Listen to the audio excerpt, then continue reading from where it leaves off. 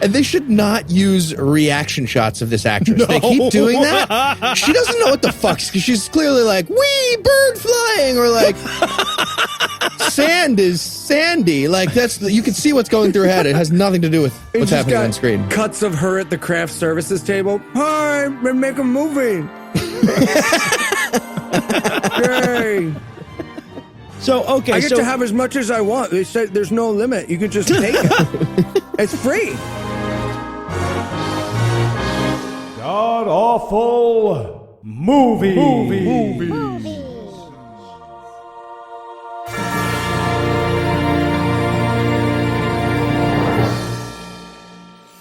Welcome back to the GAMcast, where each week we sample another selection from Christian cinema just as soon as we get done with this unrelated trilogy that Eli wanted to do. I'm your host, Noah Lugeons, and sitting to my immediate left is my good friend Heath Enwright. Heath, welcome back. Thanks, Noah. You know who believes in science? Hillary Clinton. Hillary Clinton believes in science.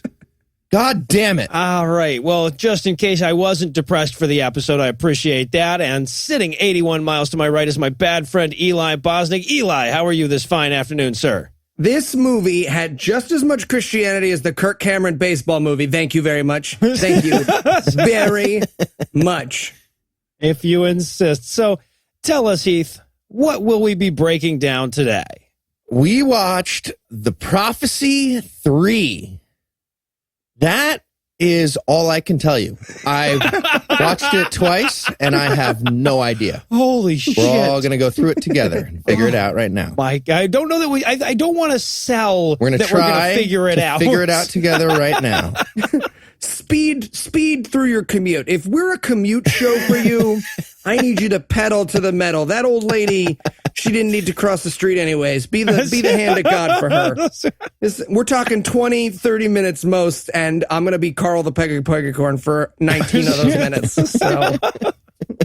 All right, I feel like you've already sort of hinted at the answer, but Eli, how bad was this movie? Well, if you shot 2 prophecy movies, but you'd really like to release a third one with B footage from all the same locations of the first 2 and no plot, you are the Weinstein brothers. Apparently. Wow. Okay, so look, the first movie was actually a pretty decent flick with more aspirations than budget, in my opinion. False. The second one was a crappy cash grab. The third one was god-awful. We earned this third movie. Oh, we earned holy it. shit. Yeah, this one belongs here. No question from anyone on the panel. This movie belongs under the heading of god-awful. And just to underscore how poorly thought out this movie was, I challenge either of you to tell me what the plot of it was. Toast. Yeah. We go with Eli. Definitely toast. Or maybe covfefe. I don't know. So, last movie in a trilogy, normally we rank it compared to the first 2, and we're going to do that again, but I have to warn you, it was pretty tough to come up with categories where this one could theoretically compete, but I'm going to start off with a genuine one. Where does this one rank, in your opinion, in terms of angel fights? Oh, I'm going to say last in fights themselves, but definitely first in dismounts and landings from fights and fight moves.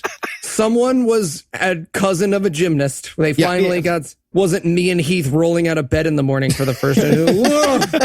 Did you poop on your way out? Well, it's hard. The bed's I am floor. elegant when I do that, though. And where'd you rank it, Eli? I'm going to go with better weapons for sure, but worse shoving. Worse shoving. Yeah. All right. No, that's fair. Okay, so where does it rank in terms of flashbacks? Best. So many dead boobs. Yeah. Agree. First place. There's a large pile of fuck zombies in this movie. There is. Yeah, There we'll is. get there. Repeatedly. All right, where would you rank it in terms of angel names? Pass. Don't remember the names. I'm going to go with worst. No question in this movie, they just went through the alphabet in the writer's room and they were like, all right, so there's Dan I-L and Li-I-L and My-I-L and Pi-I-L. And Yeah. And they forgot about the letter N. It happens to the best. Yeah. Fine. Damn. Also, always avoid the letter N. All right, and finally, where would you rank it in terms of Angels Can't Drive gags. Oh, first place. It's really explaining a joke is what makes, you know how when your dad describes Dave Barry to you is when you really get it? When you get the comic genius that is Dave Barry? That's this movie. I like Dave Barry. Fuck you. I'm going to agree I used with to Eli get again. Dave Barry columns in a quarter clucker. Why do supermarkets have such long lines? There are so many rows, so many lanes. Dave Barry, you satire all of us. You hold up a mirror to society. I don't know why I went so hard on Dave Barry. I like Dave Barry too. Perfectly Take that, normal Dave guy. Barry. It's about time. Dance back, Dave Barry. Dance back. All right. In terms of Angels Can't Drive gags, getting back to that, I am going to also agree with Eli, non-sarcastic first place, because the half angel can ride a motorcycle in this. That's just great writing. That's great writing. They tie it together. It's just two wheels. The half angel can do it. We'll get there. It really works. Holy shit. Boy, you can just tell we're trying to drag out this intro because there's no movie here, right? No All right, movie. now, is there anything you guys want to nominate this one for being the best at being the worst at? Yeah, I'm going to say best worst. Did I mention there's a pile of fuck zombies? That's a thing in this movie. It's the best. We're going to get there. Yeah, and we're going to come back to it several times. I'm going to go with best worst door kick-in. There is a door kicking in this movie that is genuinely, I cried with laughter. I stopped this movie to weep with, It's like you could see that the PA pull the door open faster than his kick. And it's the best. With no Foley, so just like, just the fucking best. Right. So have you ever seen like a really fucked up, like a singer who's on heroin and he goes for the microphone stand kick over, but it doesn't quite work? It's that, but with a door. Holy shit. I was going to just give it best, worst, final battle. All right, look, I have watched movies that end in David A.R. White fights. Multiple movies. Yeah, right. Many of those. Yeah, and I'm still going to give this the best, worst, final battle. This, first of all, it made no sense. The stakes were everything and nothing, and it was boring as it could possibly be, yet the entire movie hinged on it.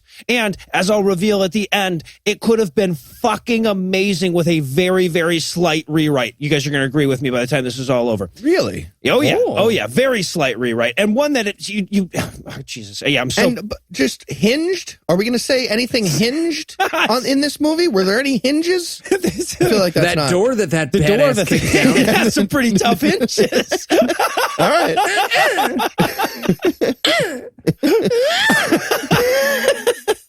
Get ready to hear that noise a lot in this movie, I think.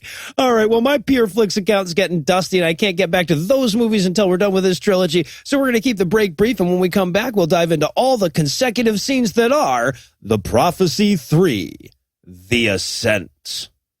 Mini episode. Hello, welcome to the weirdly snobby shaving store at the mall. I'm busy even though nobody is in here but you. Hi, yeah, just looking to buy a razor. I was thinking of going to Dollar Shave Club, but, I'm here waiting for them to throw out the old Cinnabons. I figure I should stop in and see, check out what you got. I'm sorry, you said Cinnabon and I blacked out from sorrow. What's Dollar Shave Club?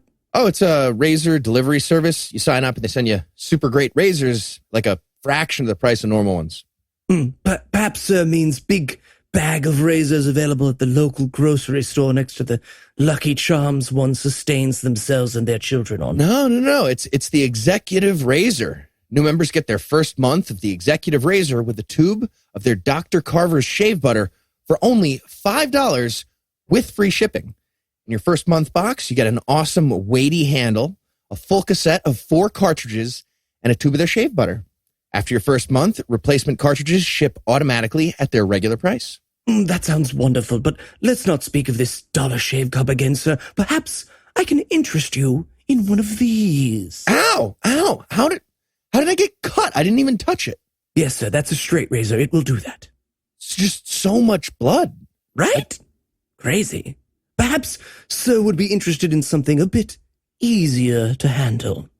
Yeah, maybe like convenient delivery to my door for just a few bucks a month with no commitments, no hidden fees, cancel anytime you like, that kind of easy stuff.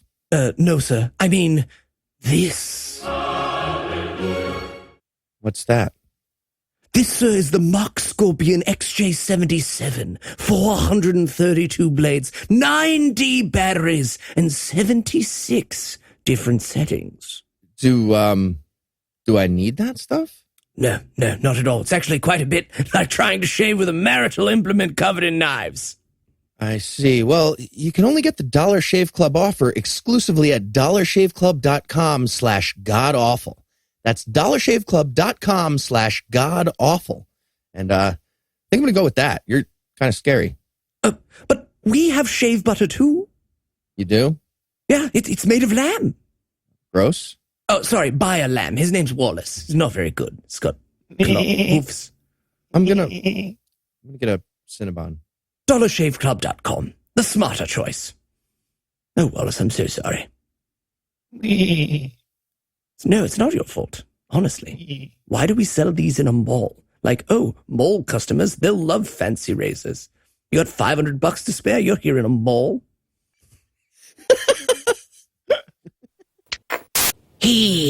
No, just don't do this. dude, I don't care. Just fill my mouth with my mother's feces. No, I'm not. Whatever it is. Come on, don't No, be this way. no. You know, I actually ran into Viggo Mortensen on the street, and I asked him what angel he wanted me to kill. I look like an asshole. Look, that is not on me. Come on, man. Hear me out, or I'll chain you to a wall and you'll spend a millennia wondering what's slithering through your guts. Wow. You have a way with words. Thank you. Okay, what do you want? Okay, hear me out. I need you to help Gabriel, this time, who still looks like Christopher Walken, but he's a human now. Wait, so now there's two humans who look and act like Christopher Walken? Don't get me started. Yes. Sorry, okay, just go ahead. All right, so I need you to help him kill Heaven's spy so that the new god Prius won't start Heaven opening again. I'm sorry, new god Prius? So Man, I know, I don't make up the names. It's just, that's what he's Oh, called. it's the demon Tesla. Watch out. You're a jerk. You are. Was Viggo Mortensen nice? Not after I asked him that. That's so stupid. I can't wait to meet him. And we're back for the breakdown, and we're going to start this one off with a little Molotov cocktail action. That's right, motherfuckers. Burn down the suburbs. I was actually confused by the very start. They're lighting a Molotov cocktail, yeah, but for a second, it looks like a s'mores. It looks like he's lighting a marshmallow. I was like, yeah, hey, s'more. No, okay. Yep. Molotov Pretty sure cocktail. that's just you, Heath. Pretty sure that's just you. Okay, you guys weren't like, yay, s'mores. No, whatever. Yeah, and also, okay, and you got to get used to this. This doesn't happen a lot Nonsense. through the movie, but it happens a lot in Act 1. We get some, like, 90s rap video editing where, you know, you're looking at the Molotov cocktail, but from the north and the south and the north and the north and the east and the south and the north and the west. So there's going to be a little bit of that. And then he tosses it into a Norman Rockwell painting of a home. Yeah, and I said this already, but like, if you told me this movie was just made of like B footage from the first two movies and a plot line from the second one that just didn't quite work out, I'd be like, yeah, I get it. That's what this movie is. Also, there's this weird moment. It's going to try to be explained later in the movie, but it doesn't make any sense. They throw a Molotov cocktail in the house, and the mom and son from the second movie, they're like, oh, Molotov cocktail. What's the first thing you're supposed to do? Lie on the floor? Lie on the floor and hold still in a fire, right? Yeah. Well, no, because the fire's vision is based on movement. Yep. So, But then we see mom just laid there and calmly died of fire. That's the shot we get, and that's what they explain later. yeah. No, and they make no effort to explain why she wouldn't have, like, gone out of the house, or there was a door that led out of the house in that room. Yeah, well, how fast does a Molotov cocktail engulf an entire house in flames? Well, 3 to 5 seconds. Is it 3 to 5? But here's the thing, though. Okay, was that just, you know, like rap video remix editing, or did they actually throw 23 Molotov cocktails through the exact same part of the window, right? We don't know. So It's just the goat sailing them through over and over again. Gentleman who was good at basketball and then died of heroin. so yeah, The greatest of all time. yeah. The living room's on fire. Mom covers up the little kid because mom is made of asbestos, so he'll be fine. And then we get so now we're gonna get the voiceover, like the movie's gonna start proper. And we start off on someone like giving a sermon. And at first they're just reading from the beginning of the Bible. And I'm like, oh, they're just reading the Bible, aren't they? But then they have to stop because it's impossible to read more than 18 consecutive words out of the Bible before it starts sounding like the dystopian bloodbath that it really is. So they have to start improvising and making shit up by then. Right. God's word was the episode of Cosmos. Don't steal the stars from us. Yeah, right. Wait, That's they the had thing. this like Hubble image or something like that Yeah. up at the beginning of this. Of a nebula. And they're like, that looks like God, right? Doesn't that look like a God thing? More than a science thing. Yeah. So we're the sermon we're hearing is from this kid at this bum church. But before we can get there, we have to have Christopher Walken pull up. He learned to drive. Sort of. It's not really. He's just lurching all over the place trying to park. Perpendicular park. He's trying to just like pull into a spot forward. He's Looked fine to me. Forwards. Look totally fine for me. He just throws it in first and then reverse. It made no sense. Also, they finally gave him a normal haircut. Oh, okay, good. Because I wrote, are we just going to pretend that's not Noah in this movie? Okay, we're going to pretend that's not Noah. It looks like vegetarian meatloaf. The musician. In every sense you could take that Right, word. right. And just, all the other senses too. Yeah, but he's sporting this long mop of hair in this movie that, looks depressingly like mine. I'm like, oh, man, your hair isn't very lustrous. And it just kind of flops down there like you don't give a fuck and stopped worrying about it 9 years. But that got depressing, so I moved on. So he wanders into homeless church. And this is the Church of the Atheist Straw Man, right? That's what this Yeah. church is. It's literally just him being like, oh, God's real, but we're mad at him. Yeah, we're mad at him, bad God, naughty God. Yeah. Oh, and like as if this wasn't like obvious enough from the words that are coming out of his mouth. They actually have one because all the people in the crowd are going, yeah, I agree. You are correct, sir. And then one guy yells, God is dead. And the fucking jukebox needle scratches and everyone shuts up and looks at him and like, God, dude, come on, Nietzsche. Fuck off. Oh, I'm sorry. Where is Atheist Church? Dude, next building over. We've been over this. Sorry. This is Sorry. Put the donut this is back. angry This is for- agnostic church. This is Angry Church. Put the donut back. This is for Angry Church donut. People's front of agnosticism, man. Get it right. Yeah, so Christopher Walken comes in to watch this kid preach about how God's ignoring them, and then a blind guy shoots the preacher kid. 13 times. Yeah, quite a bit. Yeah, it is the turkey movie. Remember the bloodlust movie with the turkey? Blood freak. Remember, Yeah. it is blood freak level repetitive. It's just like, pa, pa, pa. I wanted the scream from Blood Freak. Just, every time he got shot. Wait, was that Thanksgiving? I think there was two different turkey movies. I meant Blood Freak. Yeah, that's the one with the silly, like the screen that he's talking about, yeah. Okay, so but just to be on the safe side, because the guy's blind, he shot him 13 times, but he doesn't know if those bullets hit anything. So he also pulls out his gigantic fucking knife to go stab him to death, too. Yeah. So I guess he's just going to smell his way to the blood. He's part angel. He's 1/18th angel. So he I might be able to. And also part shark, yeah. Right. And of course, Walken is hanging out this whole time, just kind of watching the chick. Now, we meet Maggie for just a second in this scene. We'll get to Maggie and we'll spend some time on Maggie. But we just meet her briefly in this scene as Walken watches her watch the preacher kid die and be very sad about that. Now, unfortunately, the blind guy loses his knife. It gets knocked out of his hand because he's blind and there's a lot of people wandering around. So whatever he was planning on doing with that, we won't find out. So he heads back to his apartment, which is covered in angel script. Well, technically angel graffiti. So I pictured like roving gangs of angels stealing cars and selling crack. It's part 4. We're not doing part 4, but that's what part 4 is about. Yeah, We should do part 4. and I gotta say, this actor is terrible at doing blind. Why? Wow. Why couldn't they get a blind act? This guy was too perfect of an actor, and he just crushed it in the audition.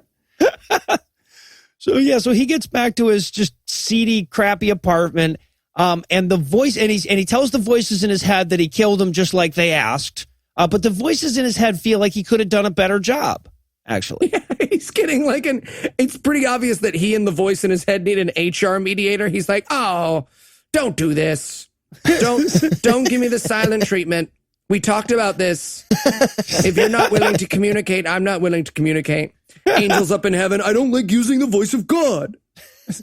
well, and but it's important to point out that the dynamic of the scene is that we hear him talking, but for the voices in his head, we hear like little kid trying to get that last little bit out of the milkshake.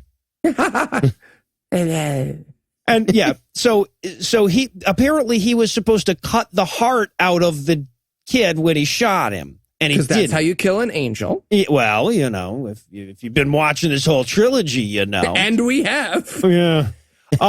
So the voices in his head are super disappointed with him, and he pulls out a giant knife and starts stroking it like it was a dick.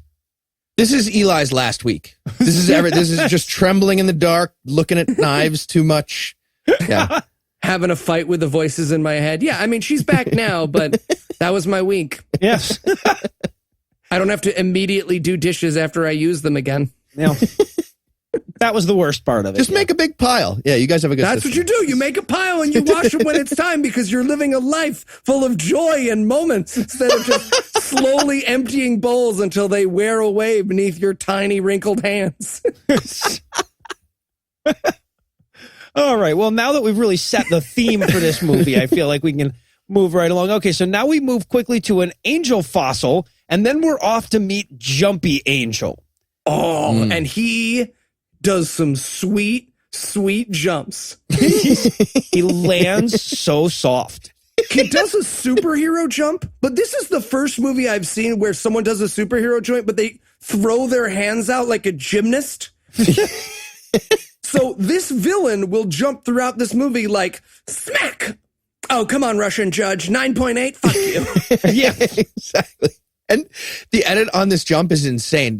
First it's like Olympic diver, swan dive, and then like cut, and he's like David Blaine levitation land. From like, so stupid. Also, he looks like should be fucking belting one more out for his Duran Duran cover band. This fucking actor looks ridiculous in everything that he does. Black fingernails. Black fingernails. Come on, people. Look, I get makeup trying that and him being like, so what do you think, badass? But someone not answering that, oh God, let's take that off you. Let's take that off. I'm sorry. Sorry. And also, are we supposed to believe that the angels are like, fuck, I'm going to Earth, better do the nails? Anyway. Angels sitting there with their wings spread, couple of Korean ladies at their hands. What do you think they're talking about? Are they talking about us? Do you think it's weird that like we're angels and they're Korean? Is this racist? I don't feel like it's racist. They own the business, right? Like, why is it? It's not racist to do business for. I'm uncomfortable. I feel How's like your that's day? racist. So, and now we jump over to the coroner from the first two. I love it. He's been in all like Walken's thinking, yeah, me and Steve Heitner both think this is a project worth completing. And the coroner, like, there's a lot of ways to introduce a coroner. And I will admit, as someone who complained about the whole let's try on the dead guy's clothes, like, meme from the first movie, I've got to admit, the way they introduce him in this movie is worse, which is, some mom wants her kid's eyes back. But fuck you if you don't donate your organs. Seriously. Donate your whole body to science. Yes. You don't need it. Just give your whole body. donate it doesn't to matter. a fucking puppeteer. I mean, at the very least, someone should get something out At of this. least try. Like, I'd get a polite no thank you, I'm sure, but like try, like put them out there. It's on my license. It takes 10. Also, you literally just like, but, and then they got to come get your shit. They burn you. They bring mostly wood ash to your family. It's lovely. You're saving some money. Think of it as a monetary thing. Come on, Yeah. Jews. Get on this. All right, so We got Koreans, Jews, check. Okay. yeah, no, we're moving down. the Although, list. hold on, is it racist that you would want a white person to do your nails instead? I feel like that would be more racist. No, Wouldn't it? yeah. that's- Is it? I mean, it's You know, I definitely think racist when if we you try go to in and you're parse like, out "Do you exactly have-" how racist we're being, I think that's when this show's at its I think best. we're at a 6. So I'll put us at a 6.5. I've been trying to keep you guys both at a 1. Wop. So All right. I'll give you a point for that. 7.5. We're at a 7.5. 7.5. Russian All right. judges. So the coroner now has the preacher kid's body with all those very evenly spaced bullet holes.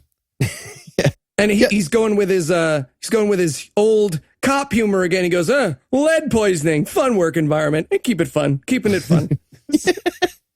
Yeah. And again, with the gunshots, the shooter made him into like a connect the dots of like the angel sign. Yes, the blind He's person blind, did. right? Yes. He's okay. Just Yeah. wanted to make sure I saw that correctly. Well, no, don't worry. They'll explain this in the deleted scenes. Will that? Oh, okay. So, okay, and Were this there is where deleted scenes? I would imagine there were a lot of deleted I want to be scenes. clear. Since he is the only character that runs through the entire series aside from Christopher Walken, it is now a perfectly good argument to say that this series is about the coroner. That is Yeah. a twist I did not see coming. Right. All right. So, and by the way, this kid, this is where I first started to figure out that, oh, this is the Nephilim from the first one, right? This is the kid that the last one was about. So the coroner realizes he sees the kid's mom's name or whatever, and then he suddenly remembers the 8-second interaction that the two of them had in the second movie. About angels, though. I mean, to be fair, like, Yeah, they'll that's stick true, with yeah. ya. One time a homeless guy pulled out his ball sack and very clearly had one ball that was like dead and black. And it only took a couple of seconds. But like, if I run into him again, I'm going to be like, oh my God, it's dead ball sack guy. I remember you forever every time I try and close my eyes. Like, Yeah. how you doing? Real estate, really? So the coroner takes his intern, who he's been fucking with throughout this scene, in to see his collection of relevant dead, burned human body photos. And basically from that, he's doing the zoom and enhance cliche, but they're Yeah. doing it wrong. He's like, no, look at the body position. And then like fucking the guy who invented the turducken, he traces the like body and it doesn't make a person shape. It makes like it makes like a hammer shape. And he's like a human form. And I'm like, what human? Yes. The invisible child body recognizer tool in Photoshop. Yeah. You would just click near somebody. Oh, yeah. They were cradling an invisible, slightly smaller person. Yeah, In a fire. By the way, I believe Eli was referring to John Madden as the guy who, I don't think he Turducken? invented the turducken, but he is known for drawing things on a screen. He is actually a video game maker. Oh, I see. He made video games. Yeah, he did.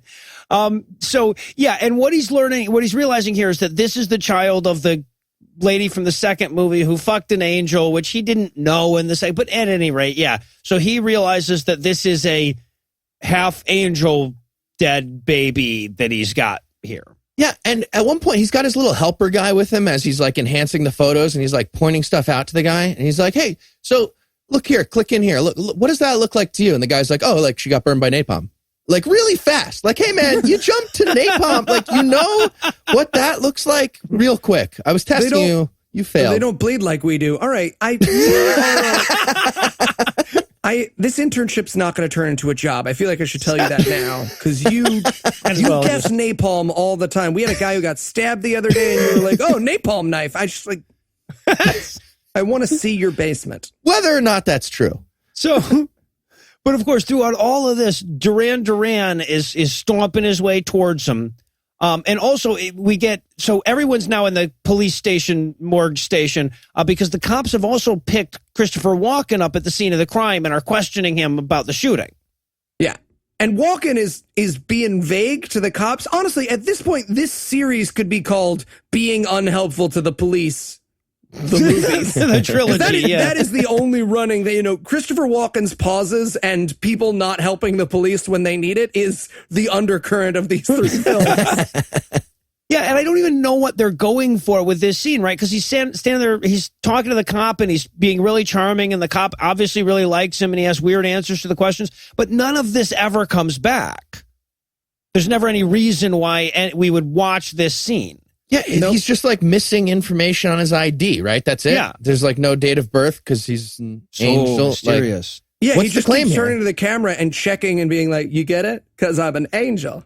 Yeah. But like he It's can't make up a hilarious. date, like, Right. or like it physically won't appear. It's like Back to the Future. Like, what? I don't understand. Well, right, and Hyphen. yeah, and he's got, and he's like, oh, your driver's license just has the word Gabriel, no last name. Are you like Sting or whatever? And I'm just like, you're not allowed to just put whatever you want on your license. How are we supposed to? Anyway, yeah. And apparently he still has his, even though he was turned into a human in the last movie, so he's no longer an angel, he apparently still has his knowing people's names and old nicknames powers. Yeah, that's a carryover. So I don't know why he didn't go for like birthday parties and bar mitzvahs. I'm just saying. Make a lot of sense. It's a good And trick. again, I'm pointing this out because it will never come back in the movie and is completely unimportant like all the other stuff we'll be pointing out. So now Duran makes it to the police station. He comes in and he's like, where's your morgue? And the guy's like, you can't just go to the morgue. And he's like, I have FBI credentials. And he throws his FBI credentials up. It's like an FBI business card from Vistaprint. It might as well say Vistaprint on it. Right. Well, it does on the back. And they just put that on the back. Oh, And it turns out that he doesn't actually have it. He's just got like angel psychic paper from Doctor Who. Like that. They saw an episode of Doctor Who and they were like, ooh, I bet angels have that too. I bet angels have that too. Right, and they do such a poor job of establishing. He uses this power one other time, which is the only reason you can tell. But at this point, because the guy buzzes him in the door and he doesn't know what that is, and I'm like, okay, so there's an angelic training program that includes credential forgery, but not door opening. And just like a tiny moment of how poorly made this movie is. You know how when you buzz someone into like a police thing, it makes that really horrible like noise, right? But like in real life, you move through that door as quickly as possible. so long. But they do it for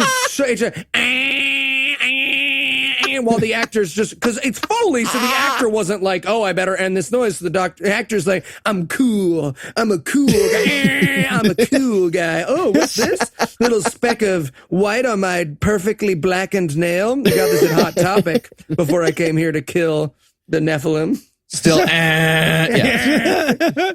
Someone in the back's just like, "Fuck it, come inside." Yeah. So we cut back down to where they're interviewing Christopher. Well, actually, they're done interviewing Christopher Walken. They got to interview the girlfriend who is also in this same building. So Seawalks is leaving, but first he has to grab a donut. And because he's Seawalks, it's amazing. Honestly, watching him describe / eat a donut would have been the best part of this movie. Yeah. Chocolatey sprinkles covered in delicious. Yeah, later on in the movie, he orders breakfast, and it is the single best moment in the and it's just a breakfast order. Yep, it's just he is magnetic. He's just magnetic, and the rest of this movie is like getting a hand job from a nun. It's like no one wants to do this. That's pretty awesome, actually. I think you're underestimating. We should really work. We should Honorary workshop these examples before we throw them out.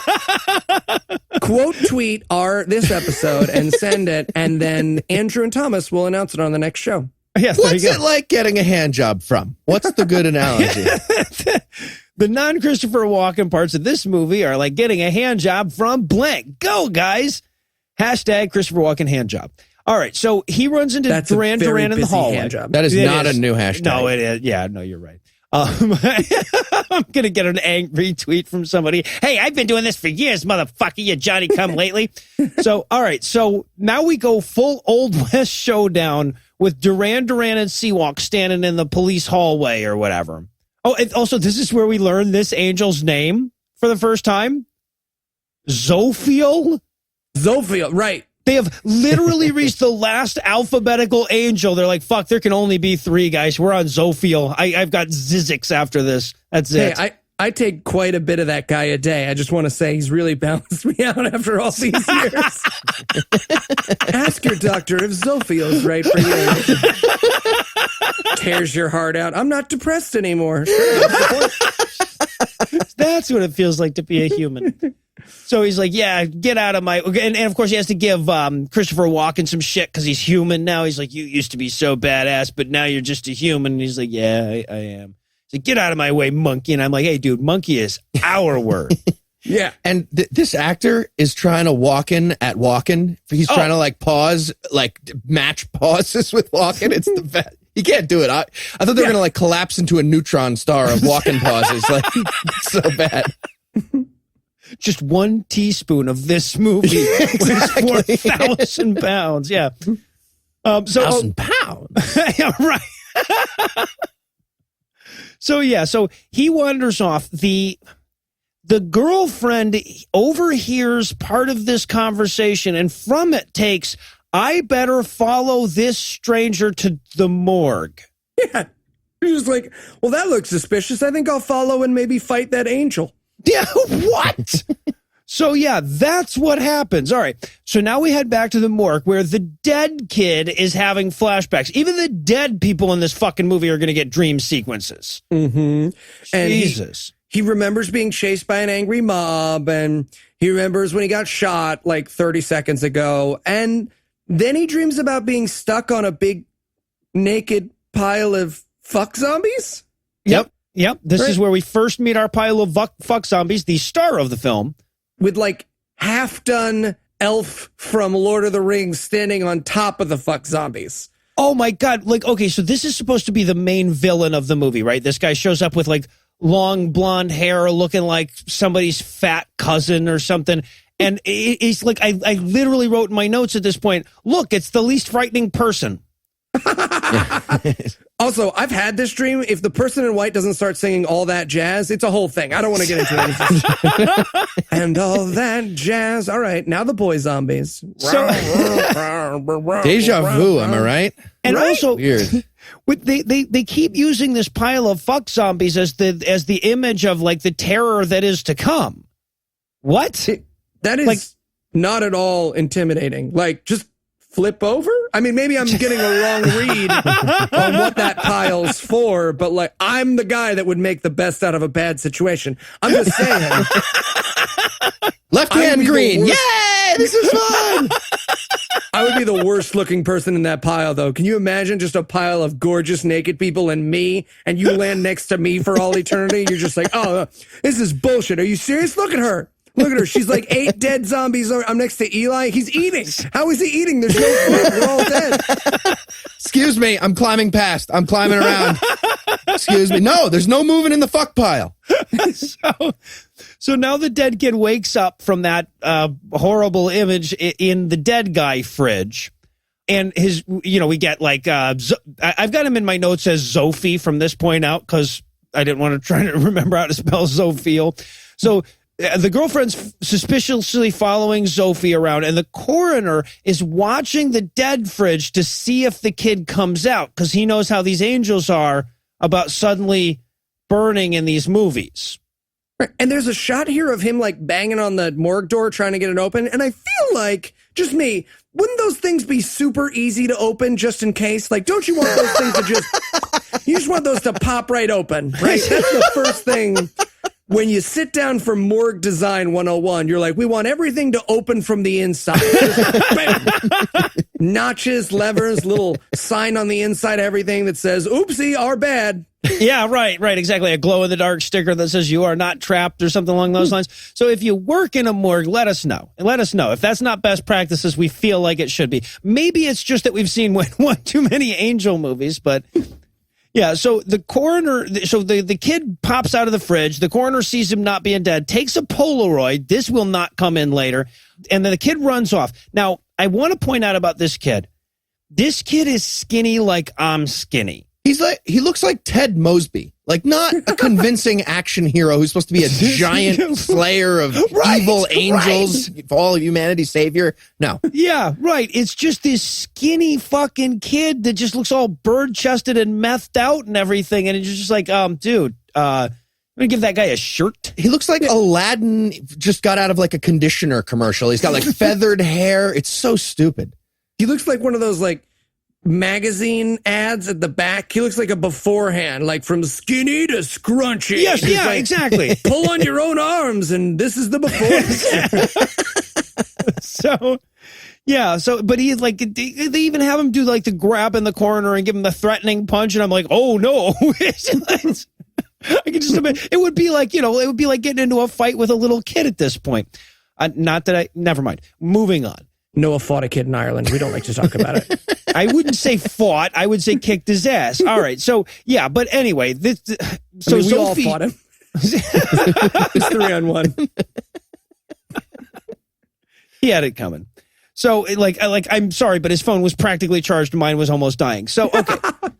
So, Sophie shows up a minute too late after the kid's already run off, and he just has to stand there being ridiculous because that's all this actor is able to do, but it's too late. And the coroner's just like, he went that way. And he's like, really? And he's like, yeah, no, absolutely. I'm not a part of this. Yeah. So now the girlfriend shows up a second later, and it's just her and the coroner left in the morgue, and she wants some answers. But, oh my goodness, she cannot act. This is where we as the audience learn she cannot act. Take a second take. She like, no, you don't just stand there and tell me I just lost genuinely all of our notes at this point are just like, woof. Yeah. Maybe cut. Now like your lines. Yeah, she doesn't even know like what sentences are ending with like questions or state like. Yeah, right. You're telling me he just walked out of here. Yeah, like it's so bad. It's like she's doing a bad Christopher Walken impersonation. She's like, he does pauses. I am also a good actor. Sometimes the lions gotta get up. Oh, this chick is bad enough to be in a fucking Christian movie. And what's more is that they like really put her through the paces of acting, right? Like this is the one character in this movie where you actually needed a real actor, and she is fucking awful. Oh, holy shit, is she fucking bad. All right. So now we cut to Seawalks, who comes across the Nephilim kid stealing a shirt out of a car, because cars have shirts. Have outfits that fit you perfectly? Yeah, absolutely. Shoes, socks, clothes, underwear. Absolutely. I carry 7 different size outfits in the back of my Prius at all times. Yeah, well, and when you have a 27-inch waist, it's super easy to find that kind of stuff. So, yeah, the kid, I should point out that when he was having the flashback, there was a brief image of like the kid running from a mob and Christopher Walken putting him in his trench coat. Which is a weird pick. If you're being chased by a mob of kids and in front of you is Christopher Walken wearing nothing but a trench coat, I'd say you go with the mob of kids. You deal with it. He was after the mob. I mean, he was obviously going towards the mob of kids. So, yeah, but so you're kind of left wondering whether. And what's happening in your life that's all. I don't want to get into it. You're having a weird day.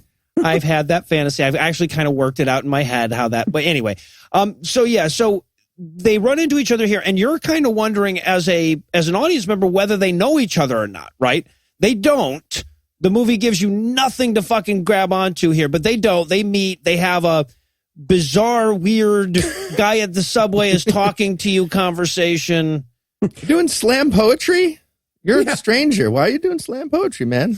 I know you were born both times. It was fantastic. What? All right. Huh? I don't have anything. Sorry. Those are the words that they wrote down for me to say, and they're paying me. So yeah.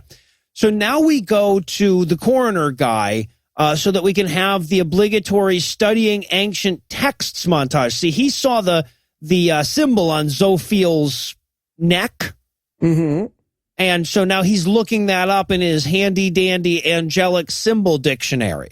Right. And Zophiel's the spy of God, but this is how stupid this montage is. He's researching, and then he has literally written in his notebook, angels plus women equals bad news, research, really bad news. Yes.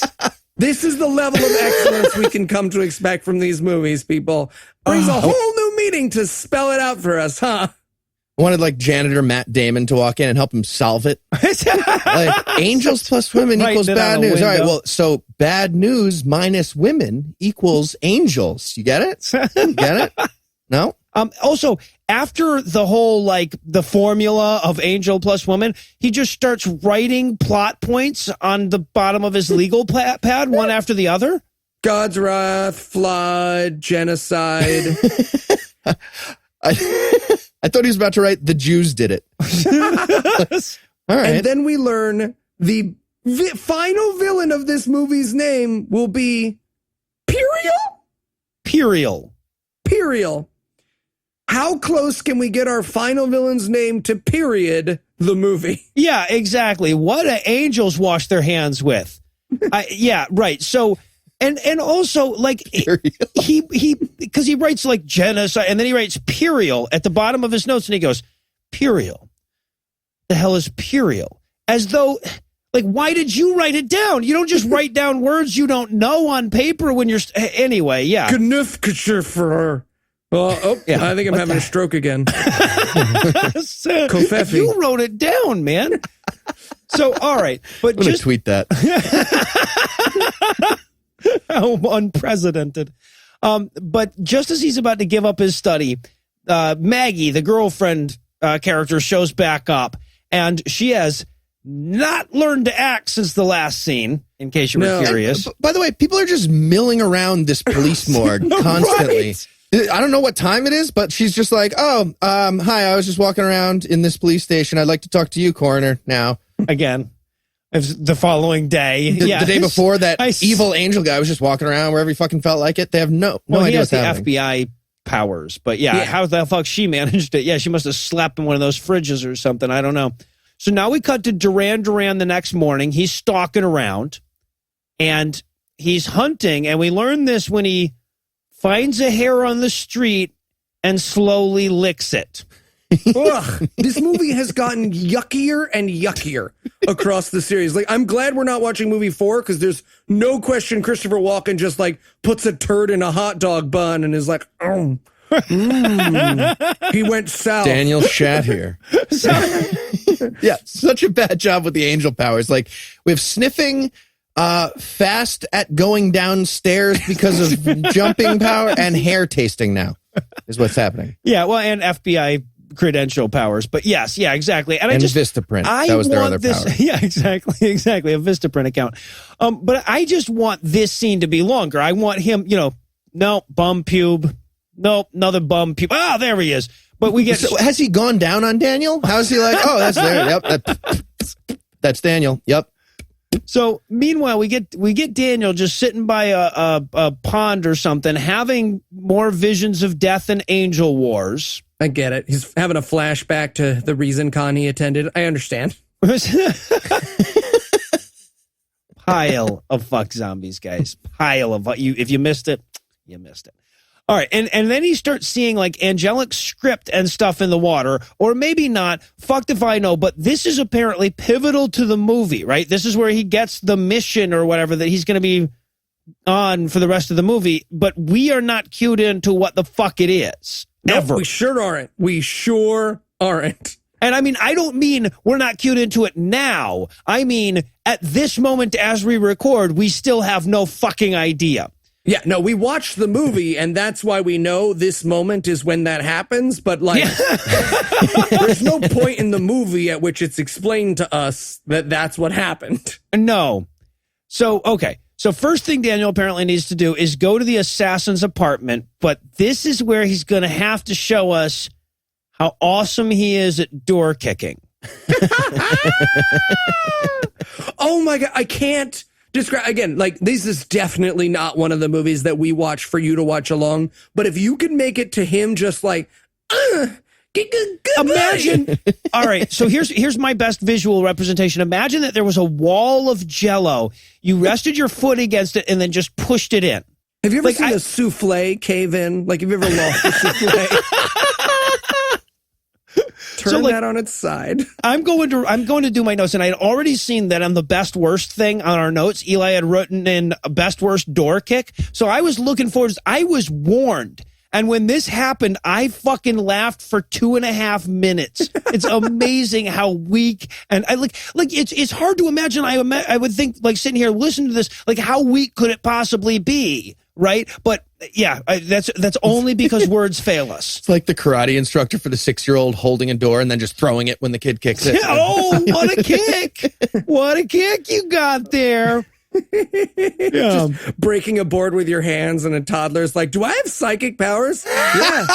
As long as your parents keep paying the $39.99 every Thursday. You're a 9th level black belt. Yes, you are. Learn the ancient art of martial arts because there are guns now and they don't matter anymore. Actually, just so you know, at Eli Bosnick, I take BJJ. I'll shoot you. I'll shoot you right in your throat. There you go. Look, I solved it, everybody. I'll shoot you in your throat. I don't know. What do you do if I shoot you? That's what I can't wait to watch Eli get choked out by some BJJ guy next time we're at a convention. Come on, Joe Rogan, dance back. Use your gun, Eli. Where's your gun? What's up? Oh, you're unconscious because I choked you out? Okay. And we're unarmed the entire time? Yeah. So, okay. So he kicks in the door. He goes in. This is the seedy assassin apartment, but the assassin has killed himself. But he's got a book next to him, a book of Braille, in which he has written the angelic symbol for all work and no play over and over again. Okay, real quick. So he's got the blood-painted angel glyphs on top of Braille? Yeah. I mean, that's a stupid place to draw anything, right? A Braille book? Is that ever useful? No one's going to see what you drew. Yeah, right. But yeah, so, okay. Sophie, meanwhile, the Duran Duran angel, is also heading for that very same apartment. Oh, no.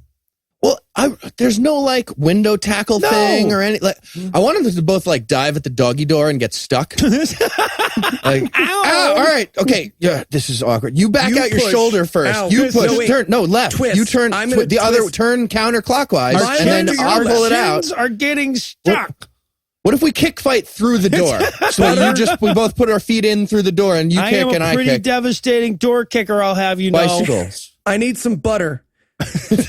Well, earth balance. I'm lactose intolerant. All right. So yeah. So Daniel runs off. Sophie comes in and realizes that he's gone. So he demonstrates another one of his interesting angelic powers.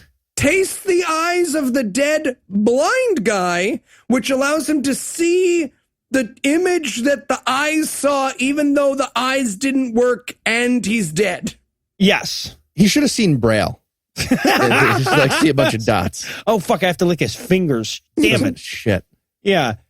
So he licks the dead guy's eye, which allows him to see his dead memories. And I just wanted to flash cut to like Eli jerking off in front of him in a leather octopus suit or something. But no, what he learns is, yeah, the guy just now jumped out that open window. He's like, fuck, man, I did the whole perching thing in the eye. I could have looked out the window. Eli, did you see anything in Ray Comfort's soul? Did you get anything? Saw quite a bit. I saw love. Saw fear of who he was becoming. Saw the inability to turn back. We're here for you, Ray. We're here for you. So now it's time to cut over to Beautiful Movies with your guest, Ray Comfort, now an atheist. Stay in your lane. All right, so now it's time to go to a donut shop where the kid, the Daniel, the Nephilim kid, is doing eating his best Heath impersonation. How do you guys eat donuts? Not as fast as you can?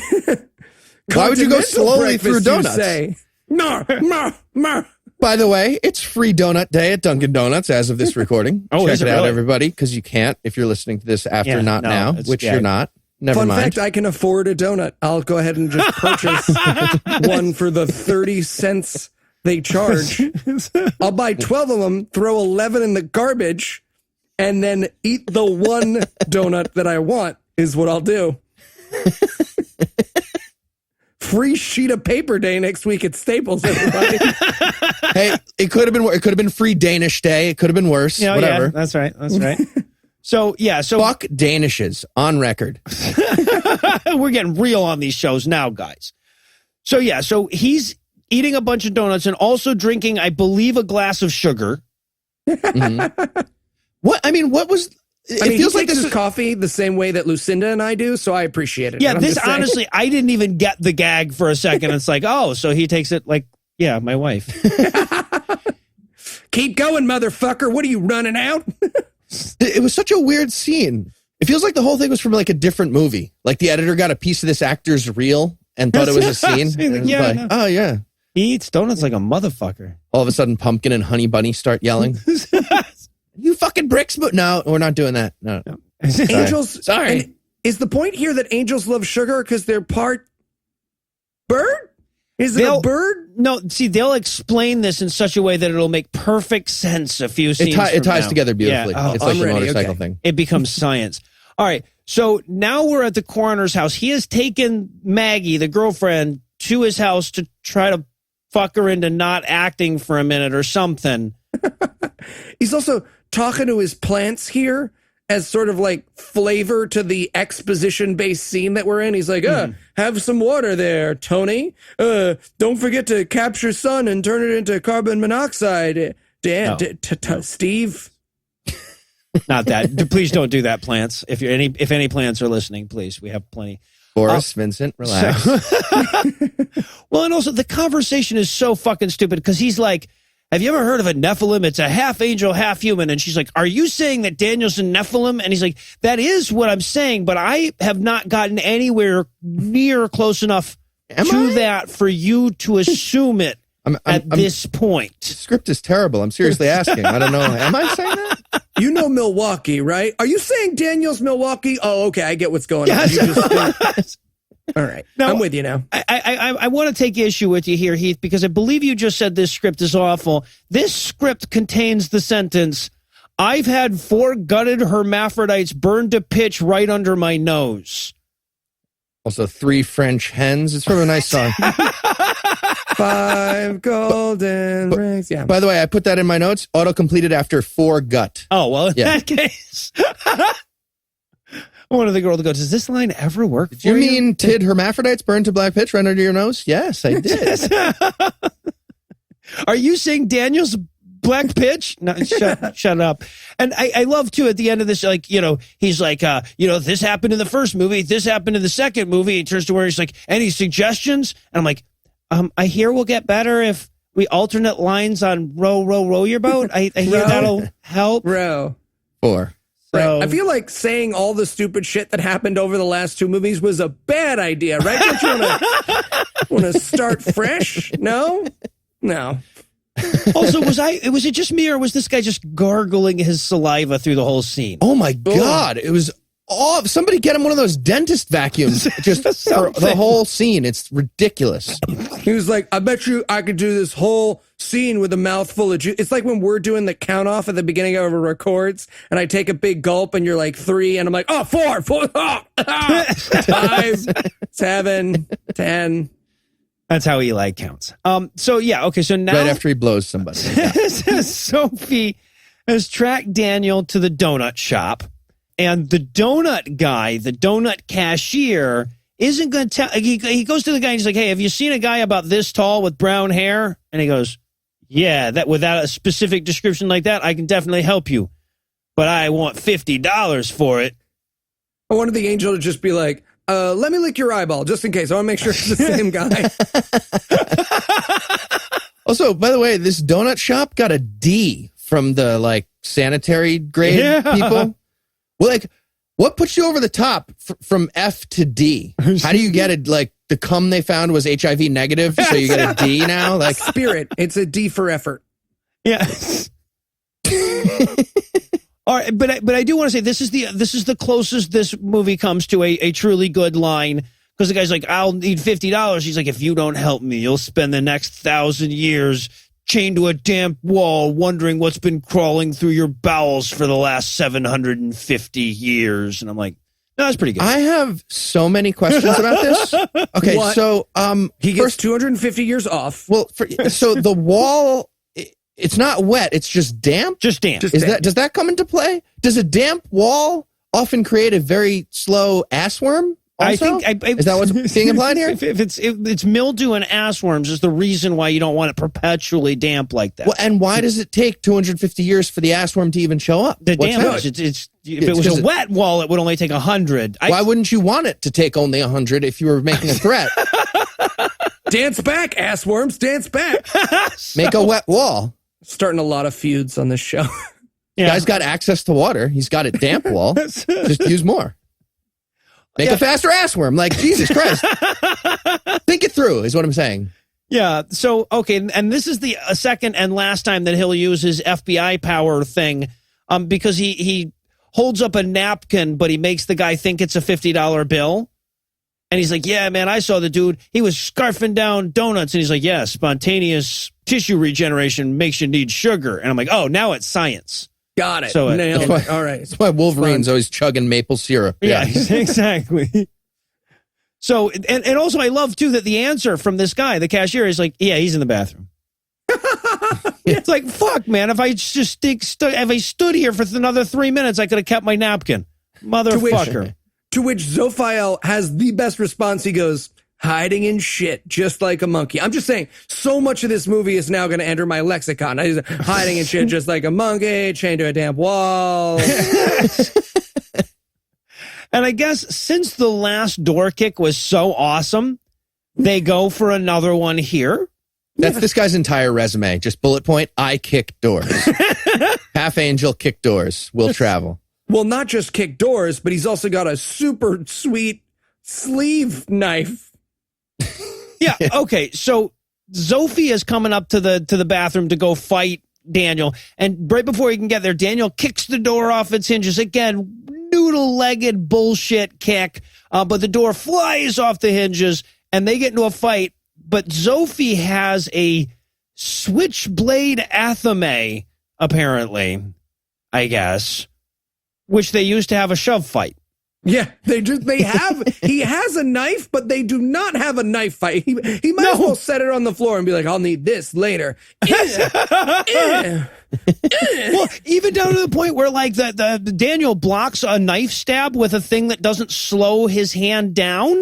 Yeah, that's nothing. If you dodge, just dodge without a prop. You don't like dodge and put something out that the knife goes. That's just a waste. Like this fight scene, like it honestly, it felt like at one point, like Sophie should have been like, "Hey, dude, you want to push me one time? Because otherwise, I would just catch you as you run by. You just probably want to push me before you." Yeah, Matador stuff with a knife fight is not your proper way of doing things. So now it's time for the chasing, which starts by jumping through a window. That's right. It's a prophecy movie, guys. It's prophecy. And there's some sweet parkour going on. A lot of fence parkour, smooth leaping. It's a lot of the same sets. Like, did you guys feel like this was the exact same set as the one she ran up in the last movie when Walken was trying to get Brittany Murphy to hit her with a car? Like, a lot of the same sets. I feel like they switched movies day to day. Like, they were like, all right, PM crew, get in here. You get to film Prophecy 3 now. Yeah, right, exactly. Which would explain why it changes from day to night quite randomly sometimes. In this It does. flick. Yeah, but I got to be honest, like, this was probably the best stunt work that any of these three movies offered. This parkour section? Yeah. Yeah. I mean, it was not good, but, like, it was better than anything else we'd really gotten in the series so far. They're, like, running, like, over fences, doing a few cool jumps. There's, like, racks of clothing rolling everywhere that they're dodging. There's, like, apple carts full of tiny little apple carts. Scene too. From the dry cleaner from earlier in the other movie. I'm saying it's all the same scenes. So, yeah, but now Duran Duran eventually catches up with him, and he grabs him, and he's about to pull his heart out, but just then, Seawalks drives into him. Hits him with his car. Yeah, exactly. And the kid gets away. So instead of chasing the kid some more, we have to have a little dialogue between Christopher Walken and Zophiel. And look, this is a terrible movie, but one of the not terrible moments in it is Zophiel being like, "Oh, I'm going to beat you up, Walken." And Walken, the actor, very clearly is like, hey, don't touch me. And he's like, all right, sorry, Mr. Walken. you haven't earned touching me because we're in the same movie. And then Christopher Walken explains that having orgasms as a human is way better than being an angel. Yeah, Is that what this meant? I think. I was so confused by this.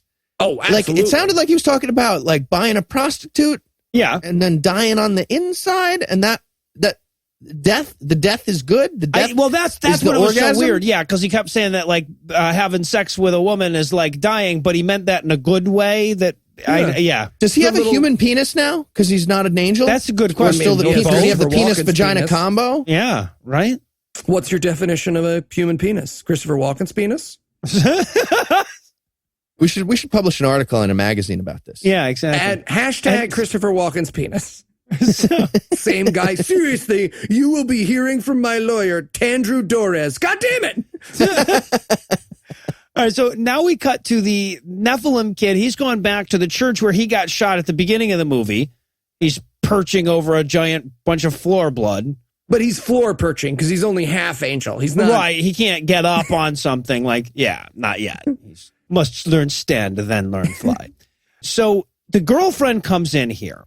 And by the way, they're in this like the abandoned church from the second one or whatever, and all the windows are boarded up, but like I feel like somebody like boarded them up, and somebody's like, "Who put them all parallel?" I said askew, and they had to like fix them into askewness and put like random piece of cardboard. It's so So, and again, this actress cannot even like pull off walk into a room and look at person without fucking it up. Nope. That's how bad She like is. You walks could in not sideways and then turns her head all the way around. like I don't think anyone in the world could act this poorly on purpose.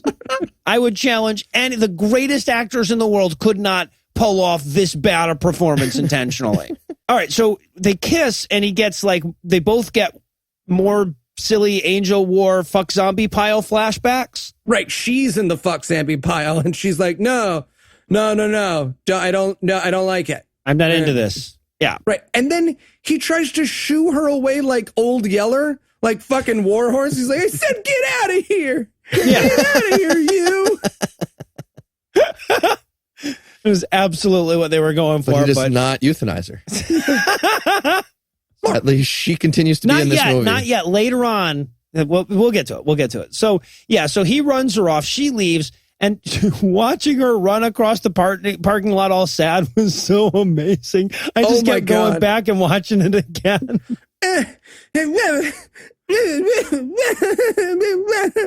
She was like, I need car cry jogging.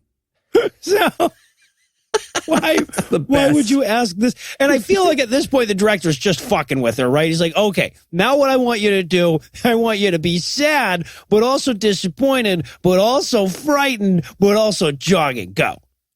Sad?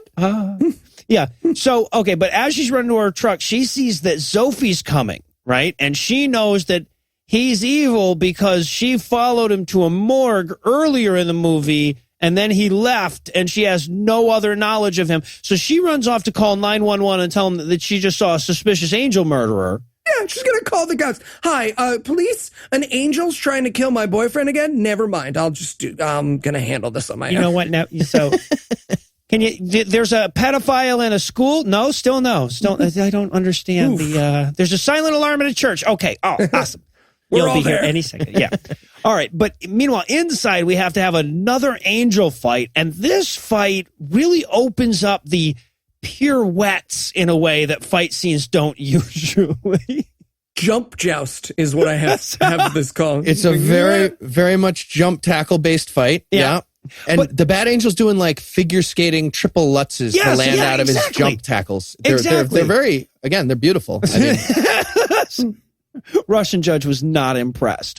So Daniel wins the fight, and he ends up pinning Sophie to the wall with the pipe that he was fighting him with. All awkwardly. Yeah.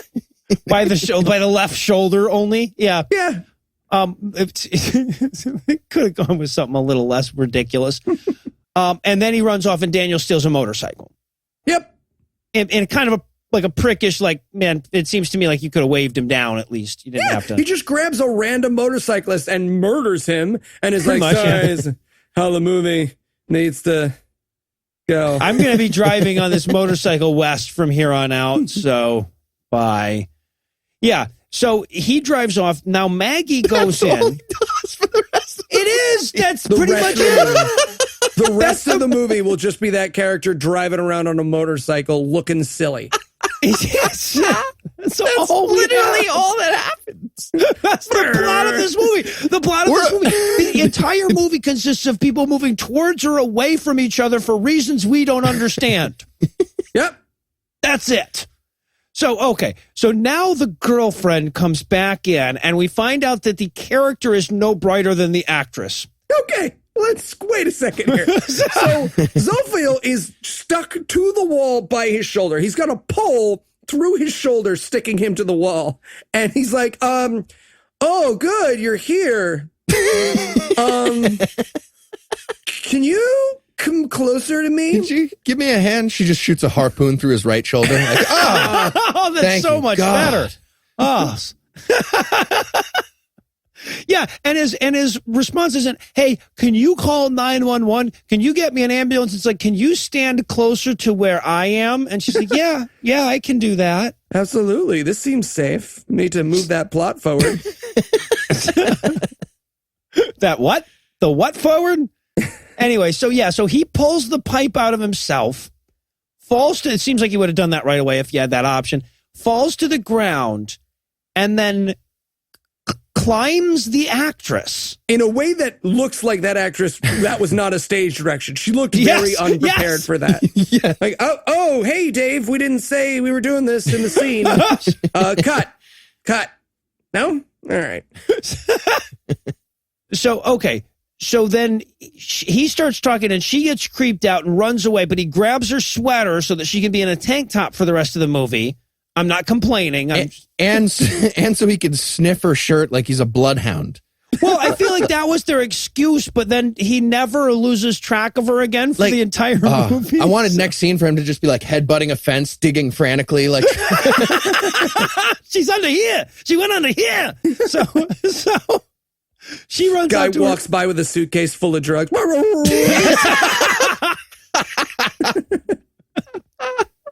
This is weird. This is a weird movie. You gotta cover yourself in coffee when there's not a angels racist. It was the after you. drugs. It was the drugs.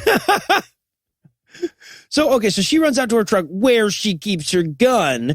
Sophie follows her out and just gets in the truck with her, and he's like, "Yeah, I know you've got a gun, but there's no bullets in it. They're over here." And But you don't keep the bullets in it. So, ugh. If you need to throw it at someone, it's heavy. Apparently, yeah. She decides, which makes her trust him. By the way, she's like, "All right, this is a road movie now between the two of us." Yeah, Jesus Christ. License plate game.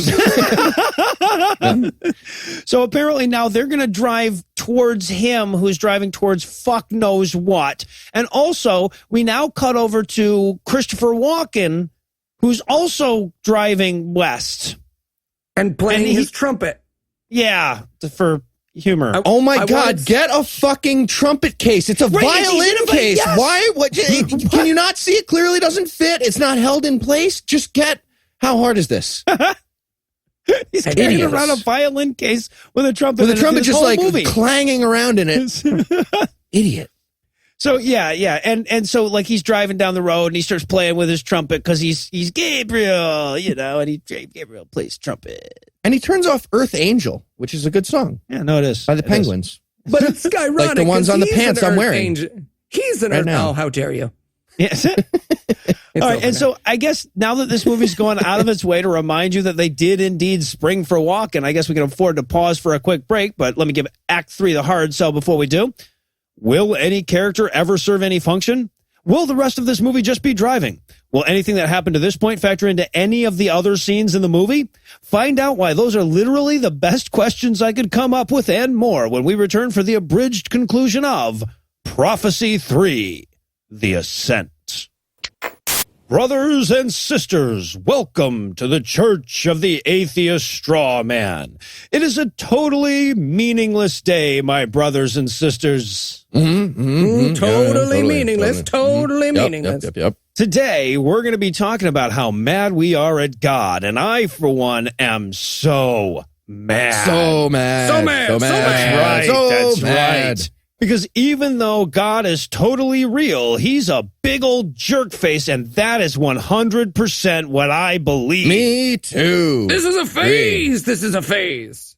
And while we all know that Christians are right, and we'll totally change our minds about this later, let's turn our hymnals to page 23 and sing, I'm just doing this to get back at my dad. All together now. I'm just doing this to get back at my dad. This is a phase. I'll change my mind when I have kids. Lovely. Lovely. I love it. I've been trying to make Heath sing for so long, and you nailed it. And we're back for more of this shit. When we last left off, the movie had descended into a series of vehicles driving to an unknown destination for an unknown reason. And that's where we're going to pick up. Road trip. Road trip movie between Sophie and Harriet. Let's point this out. Maggie? The scene opens and he goes, come on, don't do that. And I wanted them to be playing 20 questions, like animal, vegetable, mineral. Come on, it's not. I'm going on a trip. Yeah. Let me give you a pro tip at home. Play 20 questions, but lie about the first thing. You will kill someone in the car with you. Just be like, think of a cow, and then be like, vegetable. You will spend 50 minutes. Be like, all right, I'll give you 10 more questions. You will spend 50 minutes, and then at the end, someone in that car will kill themselves. I'm confused by the animal, mineral, vegetable thing. Are there not things that are outside of those three categories? Could you not No, be? of course not. Everything's an animal. Everything's one of those three things. Yeah. Absolutely. Start with a protest and you fuck people right up. Yeah. All right. So Sophie. Pronounced protest. Oh, I see. Thermometer. So Sophie is mad because Maggie won't drive the truck faster. Maggie is the character's name. I don't know where Harriet came from earlier, but so she says, you want me to drive faster? I'll drive faster. And she crashes into a rock. And you know how when you crash into a rock, it only really slows down the passenger. Well, that's how this works. So she grabs the gun and the bullets and runs off. But not all right away. Her plan's based on like playground tag strategy. She like runs out one way with the He gun. goes back he in, comes around and she runs back the other way to the other side, gets the bullets. So stupid. Yeah, and she's running off and she's like loading the gun as she's running, and like bullets For are an just hour. For an hour, she loads 100 bullets into this. It's a revolver. 6-shooter. Am I right? There's 6? Yeah. Yes. Okay. Yeah, not only does she she runs off for an hour trying to put bullets in this thing, but then finally she stops and puts 6 fucking bullets in it. Wait a minute. Yeah. So, and of course he She just got like 8 in the chamber all stuffed in. When he took the gun, if he had emptied it out and it had just been like a just standing there, so disappointed. She's pounding it down with a stick. Yeah. So he's following her. And she turns around. She's like, I'm ready to shoot you. I'm like, I'm ready for everyone to shoot everyone. Just get this fucking movie over with. So she shoots him on my instruction. Well, everything this actress does makes sense if she's an 8-year-old. First, she's like, don't cut it out. Stop, evil angel. I'll shoot you. I'll do it. And everything else she does is approximately the actions of an 8-year-old. And he does the play dead thing, and she's like, oh, better go over and check him. This is the stupidest character in a movie we've watched, and we've watched a Vin Diesel movie. Only the Patreons got that one, in case you were wondering.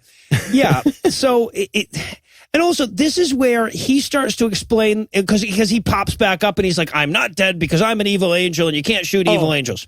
I'm sorry, Noah. Sorry to interrupt. He says, fact, I'm an angel. Dwight Schrute is an angel, ladies and gentlemen. My note here is fact. Bears beats Battlestar Galactica. Which is actually Jim doing Dwight. I am an angel. They wrote that and said it out loud and filmed it, and everyone went, yeah. And just in case, because at this point in the movie, I would think most people are saying, I wonder what the plot of this movie is. So now they spend a few minutes with Sophie explaining the plot to her, but incorrectly. Right? Like lying to her about what the plot of the movie is. Yeah, but we never, it's not like an unreliable narrator thing where we find out that's untrue. Nope. It could be true because the movie has no context. He's just like, he's trying to stop Periel from rising and he's got to take the staff to Gurren La. And she's like, I watched all the dailies. When did we shoot those scenes? Oh, we did not. We did not. But now we're on a road trip and we're like a weird abusive couple for the rest of this movie. It's weird. Yeah.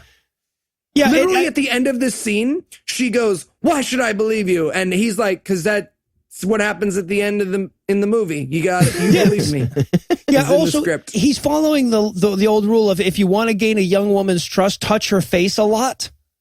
It was a quick transition from gunfight to gentle caress of the cheek, wasn't it?